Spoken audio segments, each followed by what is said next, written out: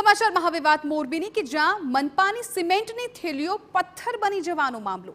મનપા કમિશનરે તપાસ સમિતિની રચના કરી। સમિતિમાં ડેપ્યુટી કમિશનર અને 4 સભ્યો સામેલ।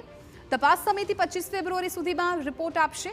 મનપાના ગાર્ડન વિભાગમાં પડેલી સિમેન્ટની થેલીઓ પથ્થર થઈ ગઈ। અંદાજિત 400 જેટલી સિમેન્ટની થેલીઓ છે પથ્થર થઈ ગઈ છે।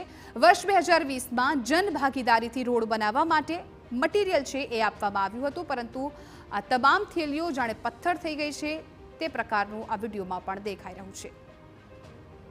હવે કયા કારણથી આ બેગ્સની વપરાશ થઈ નથી આ જાણવા માટે અમે એક સમિતિની રચના કરી છે। એ તપાસ સમિતિના અધ્યક્ષ તરીકે ડીવાયએમસી પ્રોજેક્ટ છે અને એ સમિતિમાં 4 મેમ્બર બીજા છે। એ સમિતિ પોતાની તપાસ કરીને જેમાં બધી જ વસ્તુઓ જોઈ લેવામાં આવશે। એના સ્ટોક રજિસ્ટરથી લઈને કયા કામ માટે થયું હતું, કોના હુકમથી આ બેગ્સ ખરીદવામાં આવી છે, આ તમામ મુદ્દાઓની તપાસ થશે અને 25/2/2025 સુધીમાં આ જે સમિતિ છે એ રિપોર્ટ અમને સબમિટ કરશે। તો સિમેન્ટ થેલીઓ કેમ ખરાબ થઈ ગઈ તે અંગે કડક તપાસ કરી અને જવાબદારો સામે કાર્યવાહી કરવા શહેર ભાજપ પ્રમુખે પણ રજૂઆત કરી।